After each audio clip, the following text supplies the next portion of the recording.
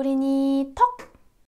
안녕하세요, 브린입니다. 오늘은 공인중개사 시험이 끝나고 딱 한 달째 되는 날이죠. 그래서 공인중개사 시험에 제가 어떻게 붙을 수 있었는지, 제가 딱 이 세 가지가 있었기 때문에 붙을 수 있었다. 그러니까 여러분들도 이 세 가지를 키우셔서 내년 시험은 꼭 붙으시라고 오늘 영상을 준비해 보았습니다. 구독, 좋아요 눌러주세요.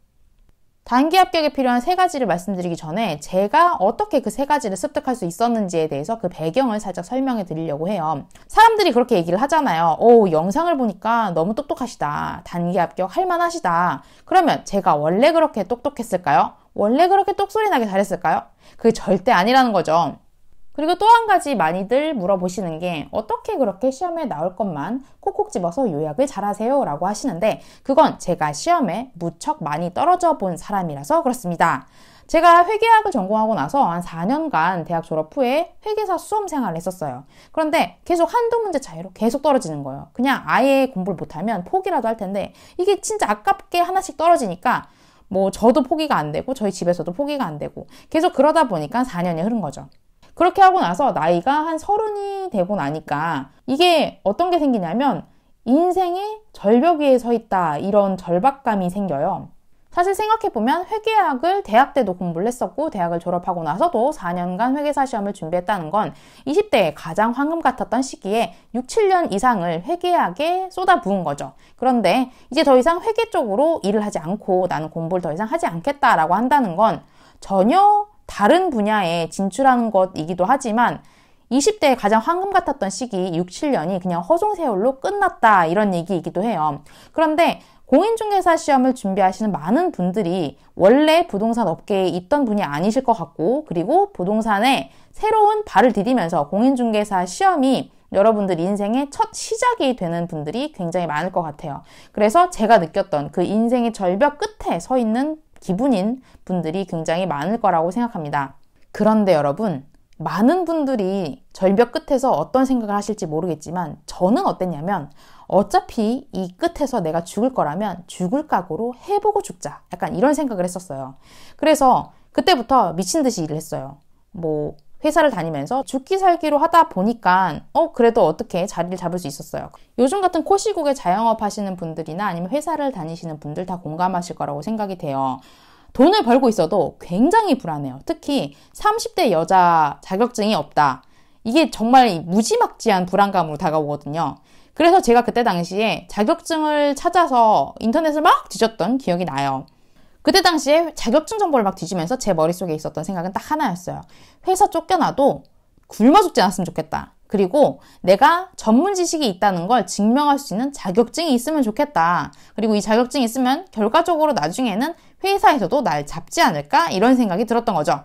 그리고 또 한 가지 들었던 생각은 영어를 제가 좀 하는데 그래서 공인중개사 분들 중에 영어를 되게 잘하시는 분들이 별로 없지 않을까? 약간 이런 혼자서 편협한 생각을 하고 있었던 것 같아요. 그래서 영어를 난 좀 하니까 그러면 이게 좀 도움이 되지 않을까라고 생각했던 거고 그리고 실제로 현업에 있어 보면 그 어떤 부동산 업계에 있느냐 좀 다르긴 하지만 그래도 역시 여러분들 영어 공부는 열심히 하셔야 됩니다.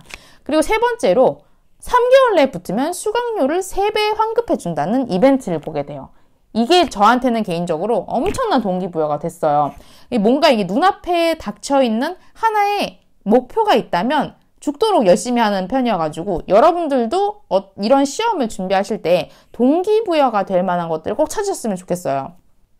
그러니까 다 들었으니까 좋은데 공인중개사 시험에 그래서 필요한 딱 3가지가 뭡니까? 라고 물으시면 제가 자신있게 말씀드릴 수 있는 거는 나는 머리가 나쁘다 라는 자각이 필요하다는 거죠. 제가 처음에 말씀드렸잖아요. 시험에 여러 번 떨어져 본 사람이기 때문에 저는 그렇게 생각했어요. 나는 머리가 나쁜 사람이구나 이런 의식이 있었고 그래서 공법, 세법, 민법 이런 수많은 공부들을 할 때 계속 잊혀지잖아요. 이게 증발을 계속 한단 말이에요. 뭐 예를 들어서 공법을 넣고 있으면 머릿속에서 등기법이 증발을 한다거나 이런 식으로 계속 잊어먹는데도 불구하고 나는 이미 머리가 나쁜 사람이다라는 자각이 있었기 때문에 절대 실망하지 않는 거죠.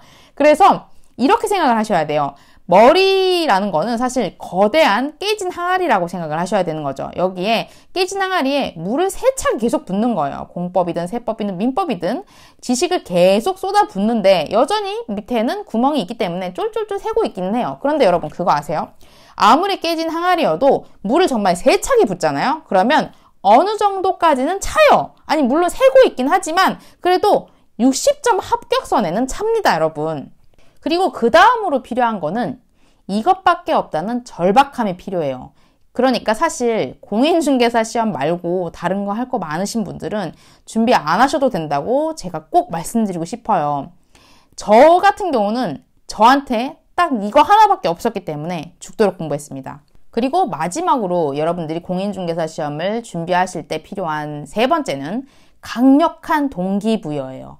이게 얼마나 중요하냐면 예를 들어서 직장인 분들이라면 이직을 하겠다. 내가 회사를 때려치고 드디어 창업을 하겠다. 이런 동기부여가 엄청나게 중요해요. 왜냐하면 시험 기간이 몇 개월이 아니고 1년이기 때문에 지금부터 1년을 달리시려면 이런 강력한 동기부여가 안 되면 중간에 포기를 한다거나 아니면 이것도 저것도 아니고 흐지부지 되거든요.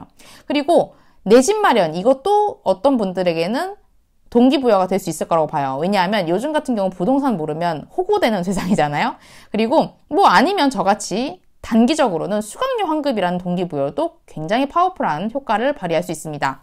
오늘은 공인중개사 시험에 붙기 위해서 여러분들이 꼭 갖추어야 될 3가지에 대해서 말씀드렸어요. 오늘 영상이 도움이 되셨다면 구독, 좋아요 눌러주세요.